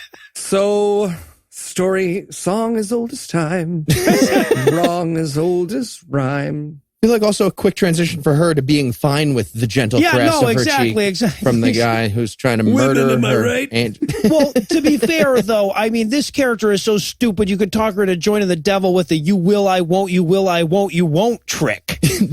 Devil season, rabbit season, devil season. And they should not use reaction shots of this actress. No. They keep doing that. She doesn't know what the fuck's, because she's clearly like, wee, bird flying, or like, sand is sandy. Like, you can see what's going through her head. It has nothing to do with what's happening on screen. Cuts of her at the craft services table. Hi, we make a movie. Yay. So, okay. I get to have as much as I want. They said there's no limit. You can just take it. It's free. It's part of the movie. I have a badge. Look at my badge. Talent. Now, meanwhile, Daniel is still going straight on a motorcycle. And he pulls off at a gas station. He's not going to get gas at this gas station, by the way, which is good because this character doesn't have any money. But he stops at a gas station anyway, where he comes across Christopher Walken hitting his engine with a hammer. What the fuck is he doing with that car? He's fixing Heath's car the way Heath fixes his car, I assume. Just smoke pouring out of it. This'll knock it back into engine go. Did it not work? I think it worked. Which, I mean, I feel like at this point, Christopher Walken was just like so disappointed with this script. He was just hitting shit with a hammer. And they're like, we're going to have to work it in, guys. We're going to have to make it like that was intentional.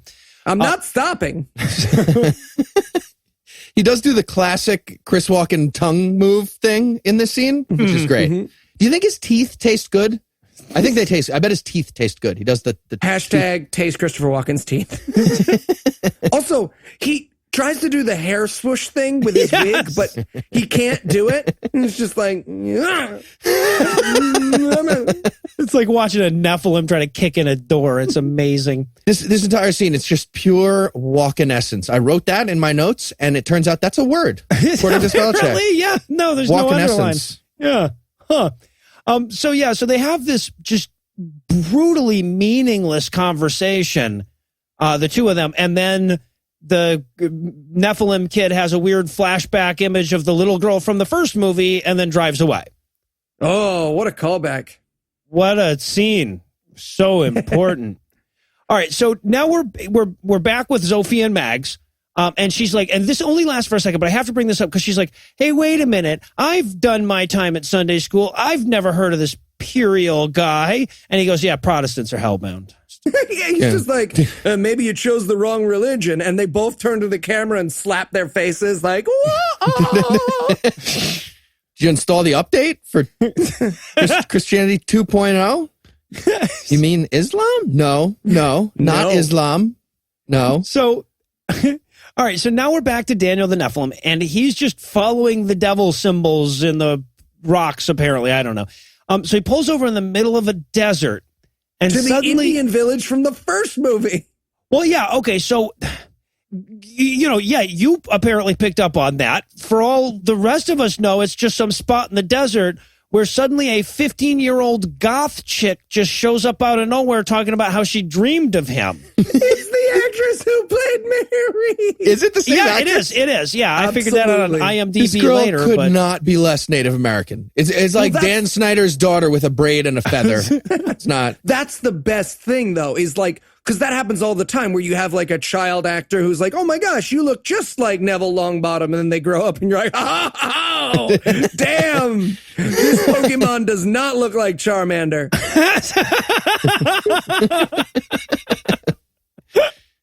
You have a face tattoo that says DAPL? That's not going to work.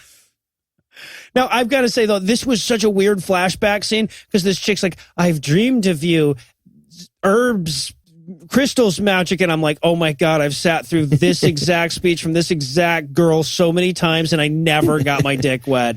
She goes, you look smaller in person. I don't want to be like, but Eli looks the same. Eli looks like Eli looks exactly like I imagined like I him. expected in Just the dream. totally exactly. Christopher Wow, it's Walken's crazy. hair is a lot longer than I thought it would be. And but Eli. And then she says, like, here, I scratched lines into this rock for you. Here's a paperweight that you'll need on your quest. I did. Spoiler, he actually will. Sort of. A Yeah, paperweight will be it's a crucial at the fucking end. afterthought. Yeah, like they're like, oh fuck, we have to use the paperweight at the very end of the movie. Yeah, They used the shit out of that paperweight. but this is supposed to be the moment in the movie, right, where like you always get that in the quest, like where they give him the special arrow that's going to be able to pierce the dragon, or the one knife that can kill it, whatever. But yeah, it's a fucking paperweight, and we never get any context for it. Paperweight of Hyrule. Your link papers will blow away. No, I'm Yeah, good. no, that's not. Yeah, okay. So now it's time for another Maggie and Sophie scene, because that's, by the way, all we're doing for the rest of the movie is switching between the three various groups that are driving.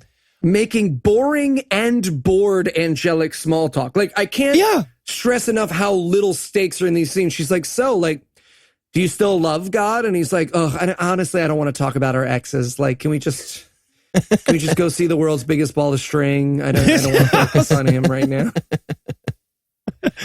So God's just not that into you. would have been a great subtitle. All right, so now, meanwhile, Walken's at a diner, but not just any diner. He's at the Halfway House Cafe. Yes. That's the name of the diner. It's the pilot episode for God Awful Restaurants. Yes. Perfect. Who thought this would come back? Right, yeah, okay, so it's the same waitress and everything from movie one. The In match. the same outfit with some age makeup on. It's great. Who thought this was going to come back? Also, Who was like, what did people like most about our movie? Well, we love that scene between him and the waitress. So, huh? Also, Walken has enormous glasses now out of nowhere. You might as well take him out of a cello case. It's so That's what he keeps his trumpet in, though, so he doesn't have room. Yeah, so basically they directly reenact that waitress scene from the first movie, except for this time he has to eat food because he's not an angel anymore. So he orders exactly like Eli, except the opposite amounts of healthy, but like the same specificity. Yeah. And it It's is, again, the best part of the movie. Is just him ordering breakfast. He's just an interesting actor to watch. I could have watched that for another 21 minutes. Yeah, would have been. And then it just had been credits. I would have been like, yeah, that last part of the movie was good. Syrup. So meanwhile, Maggie and Sophie are still driving. And now they come across Daniel on his motorcycle. And I just wrote, hey, great job taking the bad guy to your boyfriend. How did you think this was going to work? And then I wrote, we're an hour and 3 minutes into this movie and it has yet to establish a plot. Because I still thought at this point one was going to materialize. Well, something about West, right? They've been going. Because That way? what precedes is the worst version of high schoolers trying to make Mad Max Fury Road versus a car chase by sense of smell. Yeah, well, the problem with all the car chases is that they don't take place in dust storms so you can see what's happening all the time, and that fucks up your imagination. I think that's just a general problem. Movies aren't putting enough scenes in sandstorms.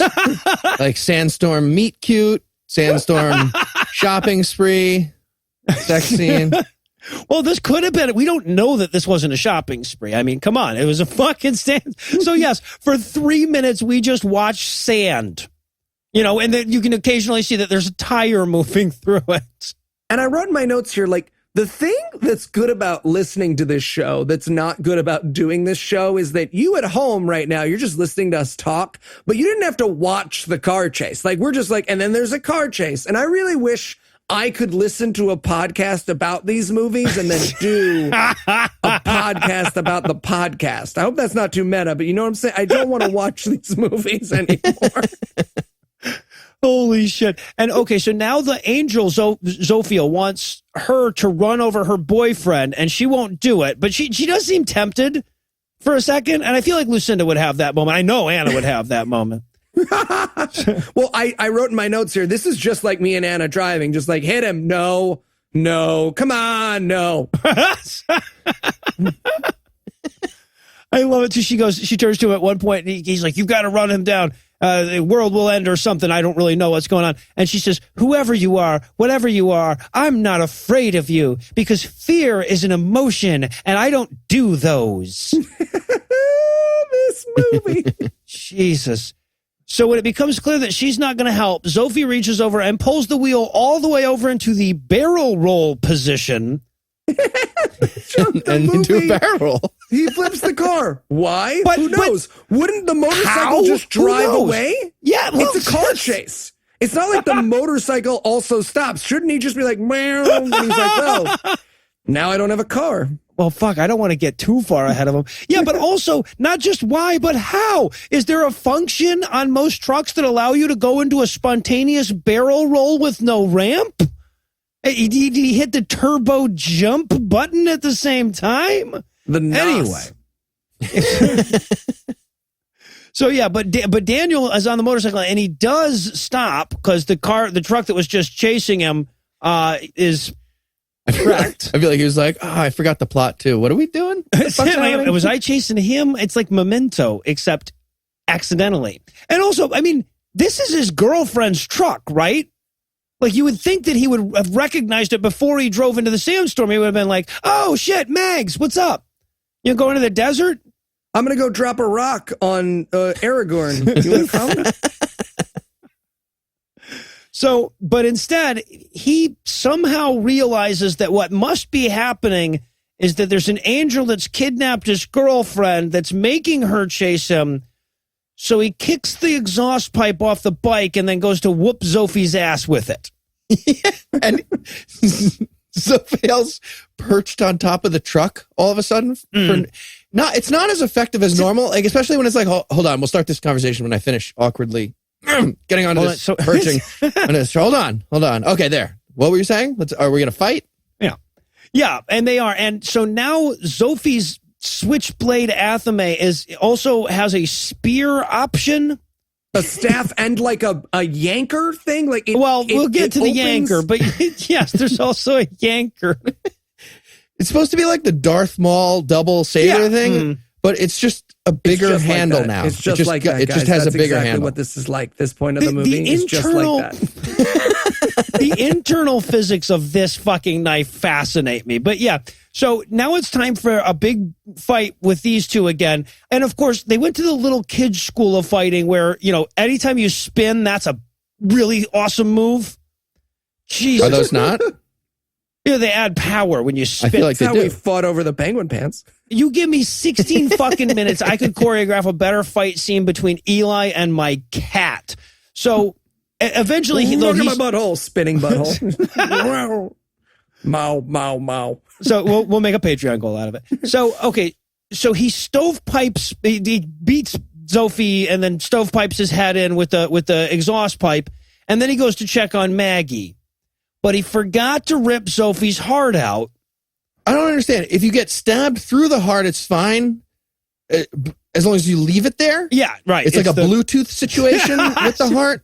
How You have to, far like- can the heart be from you before your angel does? Like it was like, Right, if you hold your heart against your own chest, or and also he hands him the heart later. Could you put it back?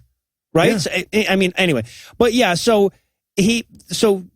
Daniel goes to walk over to Maggie, and suddenly Zofie's spear like sticks out of his chest from behind, and it's like, oh no! And this is where the little hook thingy engages. right. This is the heart puller mechanism. of the knife. But before he can use it to pull Daniel's knife out, the chick shoots him, which this time affects him, right? Like, the angels in this movie are so randomly, haphazardly bulletproof. Yeah. Makes me long for the first movie, the sanity and normalized physics of the first movie. Yeah. So Daniel pulls the spear like out through the front of his chest and then goes to pull out Sophie's heart. Why? Just press the button. The hooks go back down. And you can pull it out. So, but he can't reach the button because it's behind him. It's couldn't have behind him. helped? He's trying to get it. He's like, oh. He keeps trying to turn around. The fucking spear hits the truck. Ow! Ow! Ow. He's like pushing it against the back, backing into it. All right, I got to moonwalk now. So much sugar is going to be required. All right, press it. No, you pressed it twice. Now it's back out. I started to. Now it's all right. Hold on, Maggie. I know you're dying, but can you Wait, get How this? many presses total? This always happens when we're getting in the car. You go too early and then it stays locked. So, also, by the way, now Christopher Walken is there. Apparently, he showed up at some point. But before we get to him, we have to have the part where Daniel pulls Zophiel's heart out of his chest and the clever dialogue that goes with it. Yeah, he hands him his heart and he goes, "This is what it feels like to be human." And I wrote, "A heart in your hand? In what way? Is what it?" What? He might as well be like, "Ice to meet you." I mean, there's no reason. Like, I know it's just like. Starts to hand him the heart. Does the hair swipe instead? Oh, burn. Feel that? Human. So he goes back over to Meg and she's dying. Or she dies, and he turns to Christopher Walken and he goes, "Bring her back." And he's like, "Well, I can't do that anymore. That was just in the first two movies, but you weren't alive in those. Why would you just assume that I can bring people back from the dead? That's weird. That's weird." But I'll hold her hand while she dies, and you could just. This actress is smiling like her friend is sitting next to the camera taking pictures. She's like, "I'm in a movie with Christopher Walken. This is our big emotional scene where me and Christopher Walken both did the same amount of acting."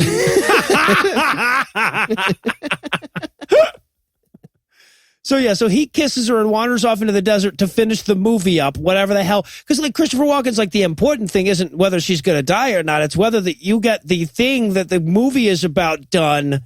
Because otherwise, bad stuff or something. So, but then we have to linger here for like 11 minutes while and they really seem to think her acting was gonna carry Act 3 here. While her and Christopher Walken have the whole "I'm dying, I don't want to die" thing. Yeah, Christopher Walken is basically rolling his eyes at this actress. She's like, "Christopher Walken, nope, Gabriel, I have always wanted," and he's just like, "Oh wow, I'm gonna eat while you." Act, if that's what you want to call it. Because I don't want to die. It's like, given your acting chops, I'm not really sure why. So now we have to wrap this up, apparently. We have 11 minutes left. There's bound to be a plot in here somewhere. So is this it? I think this is the plot. This is it. Yeah, I guess. It ends here. So the deserts of Native America. He walks over to the night part of the desert. Yes, exactly. From the day part to the night part of the desert. And he's going to walk back to the day part too later. And he finds the angel skeleton, which was Satan in the old movie, but is now Puriel? No, it was just an angel that had died in the battle in the old one. But yes, it's the angelic Archaeopteryx that they've been using through all of these. And no, it's not pure. It's nothing. It makes no fucking sense. Why is there an angel dead in the desert here? And then suddenly a very unrealistic fire appears around them. Oh, honestly, could have been just like three guys in black outfits holding paper cutouts of fire, just like crackle, crackle in a circle, crackle. And I feel like it's not effective either. It's supposed to be like a big symbol of one of the angel of Puriel, right? Yeah. Mm-hmm. Like they're both like standing though right inside of it. Like, hey man, why all the fire? Oh, it's my symbol. Shit, yeah. You have to look from above. Let's walk up to that hill before we start fighting. It's a pretty cool fire symbol. I wanted it to cut over to Periel giving like Ben Affleck as Daredevil $30. Like, thank you so much, man. This has been a nightmare to set up on my own.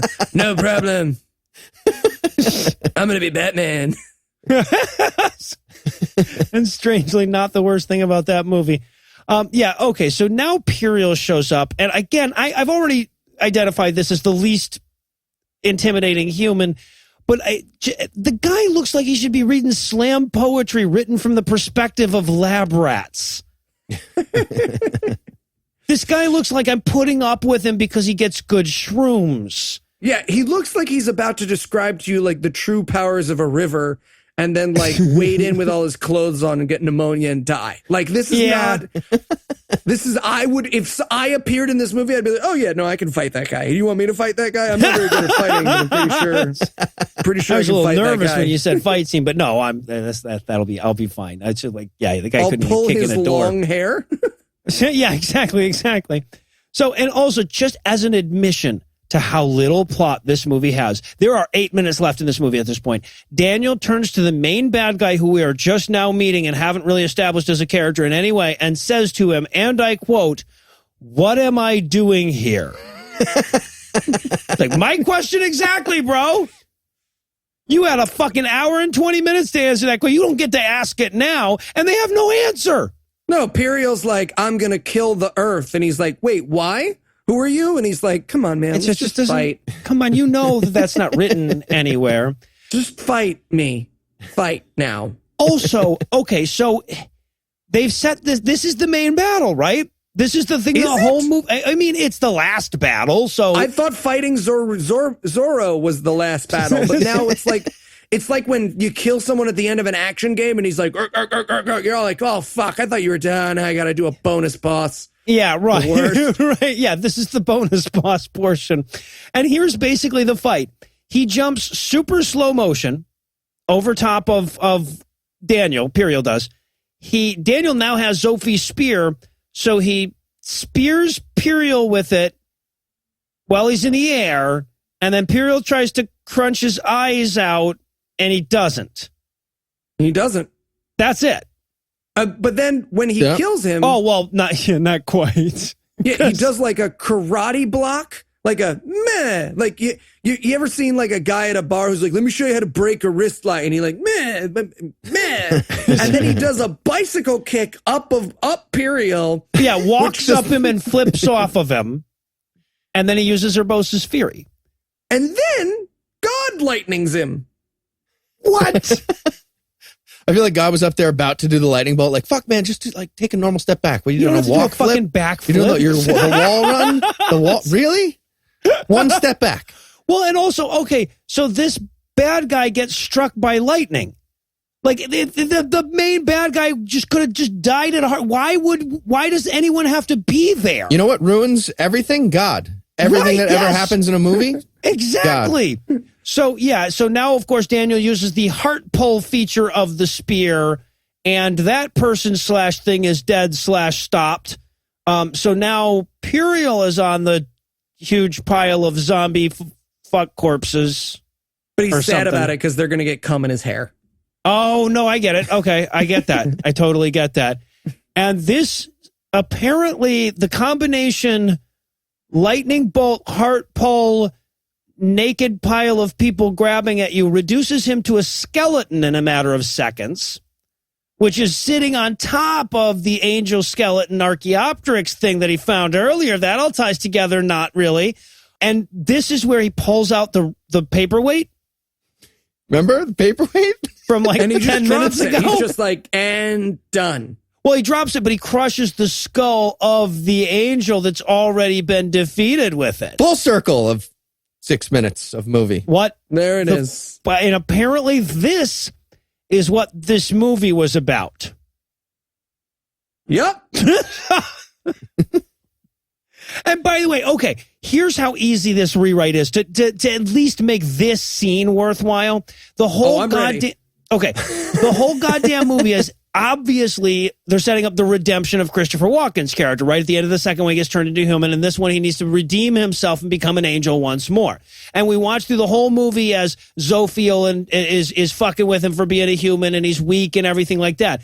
at the end of this movie, after you have Daniel fight Zophiel, they already have a battle, right? Daniel already has a final battle. Then you have Walken do something that redeems himself in the eyes of God. God gives him back all his archangel powers, and then Gabriel goes and fights Piriel.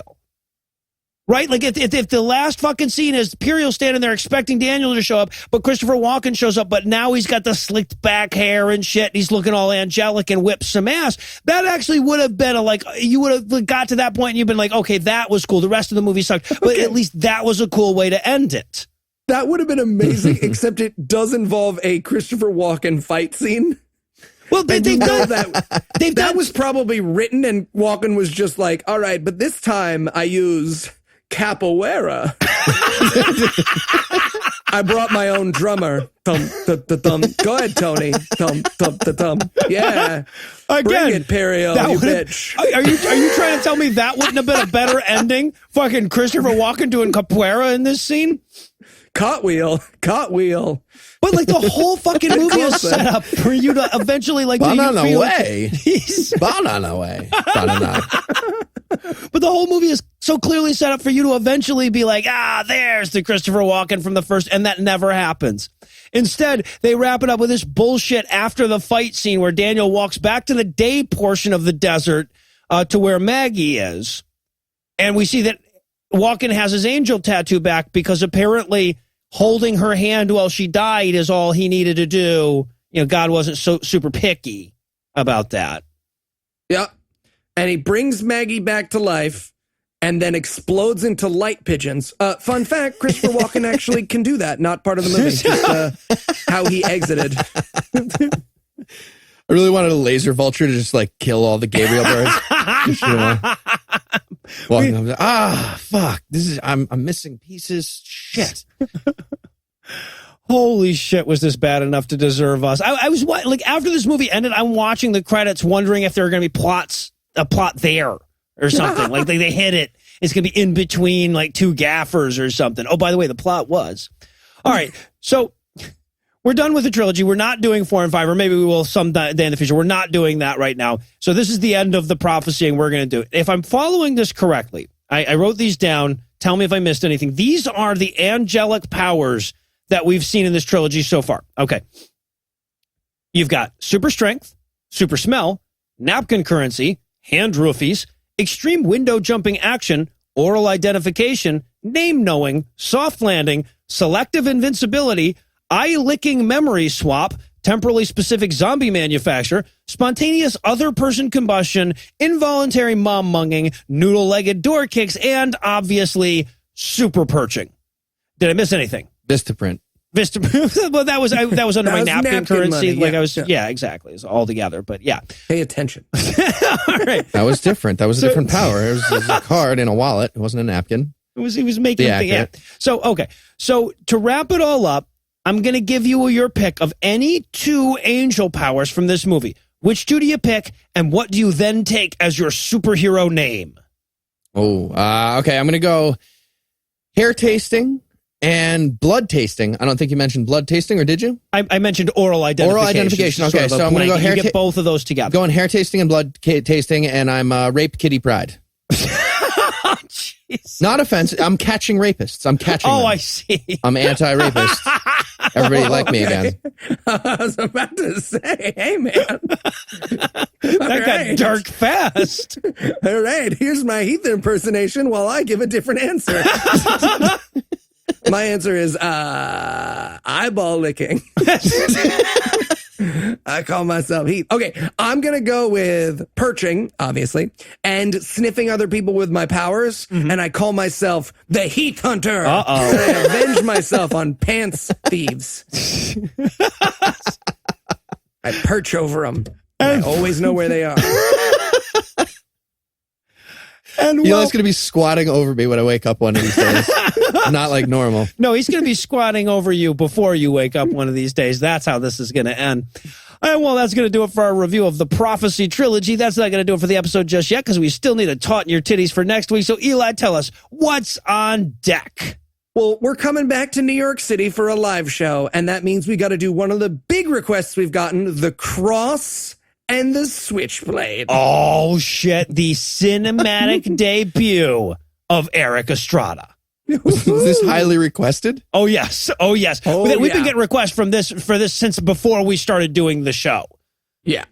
So, yeah, I'm looking forward to this one. And, of course, tickets are still available if you're going to be in the New York City area. And that show is, of course, on June the 10th.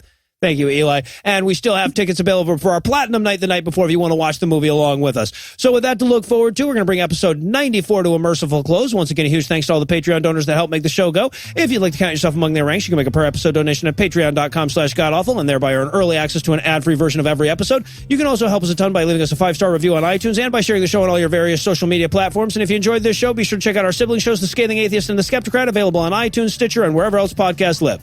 If you have questions, comments, or cinematic suggestions, you can email godawfulmovies@gmail.com. Legal services for this podcast are provided by the law offices of P. Andrew Torres. Our theme song was written and performed by Ryan Slotnick of Evil Giraffes on Mars. All other music was written and performed by our audio engineer, Morgan Clark, and was used with permission. Thanks again for giving us a chunk of your life this week. For Heath Enwright and Eli Bosnick, I'm Noah Lugeons, promising to work hard to earn another chunk next week. Until then, we'll leave you with the Breakfast Club close. Pile of fuck zombies got a pretty nice contract from Brazzers, despite ruining that casting couch. Brazzers, please sponsor us. Heath, Noah, and Eli made it through 3 Christopher Walken movies without a cowbell joke. Huh? Prophecy 4 and 5 were about Madge's trip to the grocery store. Well, 5 was about her coming back. Right, exactly. She runs into the coroner. She's like, "Oh my gosh, how are you?" And he's like, "Angel."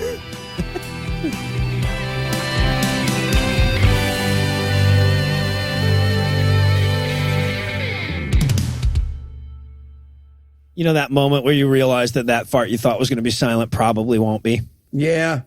The preceding podcast was a production of Puzzle and a Thunderstorm, LLC. Copyright 2017. All rights reserved.